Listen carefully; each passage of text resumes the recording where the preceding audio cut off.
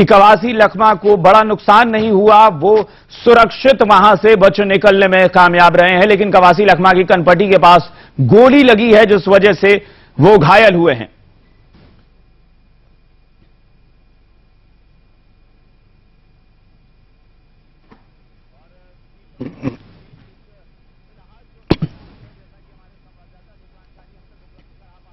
और इस बीच हम बता दें कि ये एक फिलहाल जो खबर आ रही है, जैसा कि हमारे संवाददाता जो जानकारी हम तक उपलब्ध करा पा रहे हैं, उसके मुताबिक नंद कुमार पटेल जो है वो सुरक्षित हैं, लेकिन वो अभी माओवादियों के कब्जे में है। उनकी मौत नहीं हुई है, लेकिन माओवादी उनका अपहरण करके उन्हें ले गए हैं, जो खबर निकल कर आ रही है। यानी कुल मिलाकर ऐसी स्थिति है जहां पर कोई पुख्ता जानकारी नहीं मिल पा रही है, कोई जो विश्वस्त सूत्र हो, कोई आधिकारिक पुष्टि हो, यह नहीं हो पा रही है। लेकिन यह जरूर है कि जो खबरें निकल कर आ रही हैं, उससे हम अंदाजा लगा रहे हैं कि ज्यादा नुकसान हुआ है या कितना नुकसान हुआ है इसके बारे में। तो नंद कुमार पटेल के बारे में जो खबर आ रही थी कि उनकी मौत हो गई है, वो अब खबर आ रही है कि नंद कुमार पटेल की मौत नहीं हुई है। फिलहाल माओवादियों ने उनका अपहरण कर लिया है और उन्हें अपहरण करके अपने साथ लेकर गए हैं। तो फिलहाल यह जानकारी निकल कर आ रही है कि माओवादियों की ये जो कोशिश है, जो हमले की जो अब तक की कोशिश रही है, वो काफी हद तक उनकी कामयाब रही है। वो अपनी मंशा में कामयाब हो गए हैं। काफी बड़ा नुकसान हुआ है यहां पर प्रदेश को, कांग्रेस को, क्योंकि बड़े नेता जो हैं वो निशाने पर थे माओवादियों के, और इस परिवर्तन यात्रा को बहुत भीषण तरीके से अंजाम दिया है माओवादियों ने। 1000 से ज्यादा माओवादी बताया जा रहा है कि तादाद में मौजूद थे। एक बार फिर से हम अपने दर्शकों को बता दे रहे हैं बहुत संक्षेप में कि किस तरह से यह पूरा हमला हुआ है। जगदलपुर में, सुकमा में, हम बता दें कि सुकमा में परिवर्तन यात्रा का काफिला जा रहा था। उसी दौरान माओवादी जो है पहले से प्लानिंग के साथ घात लगाकर बैठे हुए थे। बताया जा रहा है कि सैकड़ों की तादाद में माओवादी जो हैं उन्होंने पहले दरभा घाटी के पास जो मंदिर है, उस मंदिर के इलाके को पूरी तरह से घेर रखा था।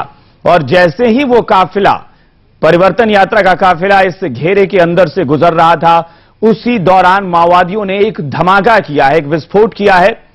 इस विस्फोट के बाद अफरा तफरी का माहौल बना। अफरा तफरी के बीच माओवादियों ने तुरंत गोलीबारी शुरू कर दी, और जब तक कि सुरक्षा दस्ता, सुरक्षा के जवान कुछ समझ पाते, तब तक माओवादियों ने अंधाधुंध फायरिंग शुरू कर दी। इस फायरिंग में सबसे पहले 2 जो नेता हैं, स्थानीय वहां के नेता हैं, वो घायल हुए। गोपी वधवानी है, उनकी मौत हो गई अस्पताल में, जबकि एक दूसरे जो कार्यकर्ता हैं वो अस्पताल में जिंदगी और मौत से जूझ रहे हैं। यानी काफी गंभीर, चिंताजनक उनकी हालत बनी हुई है।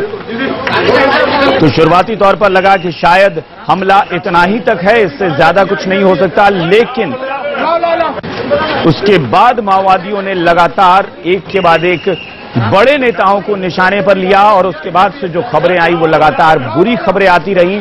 धीरे धीरे ये हमला एक बहुत बड़े हमले में तब्दील हो गया।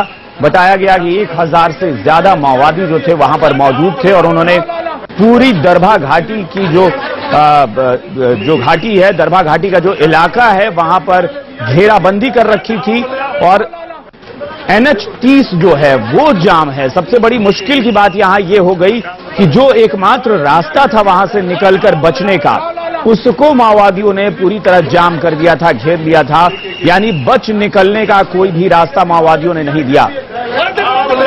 इसके पीछे कई सारी वजहें हो सकती हैं। दरअसल पहले से ही माओवादी जो हैं वो राजनीतिक जो कार्य होते हैं, लोकतांत्रिक जो व्यवस्था है, राजनीतिक व्यवस्था है, उसके विरोधी रहे हैं। चुनाव का हमेशा से बहिष्कार करते रहे हैं, चुनाव का हमेशा विरोध करते रहे हैं।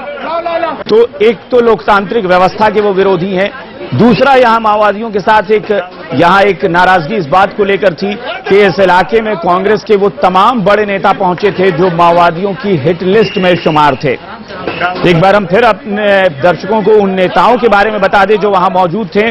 वहां पर कांग्रेस के छत्तीसगढ़ प्रदेश कांग्रेस अध्यक्ष नंद कुमार पटेल मौजूद थे, पूर्व मुख्यमंत्री अजीत जोगी मौजूद थे, कोंटा विधायक कवासी लखमा वहां मौजूद थे, पूर्व केंद्रीय मंत्री विद्याचरण शुक्ल वहां मौजूद थे, छत्तीसगढ़ विधानसभा के पूर्व नेता प्रतिपक्ष महेंद्र कर्मा की मौजूदगी थी। इसके अलावा जगदलपुर के पूर्व विधायक उदय मुदलियार वहां मौजूद थे। यानी वो सारे नेता मौजूद थे जो पहले से ही निशाने पर थे और बड़े कद के नेता थे। इनमें कुछ नेताओं के बारे में मुश्किल ये थी कि वो माओवादियों को कभी भी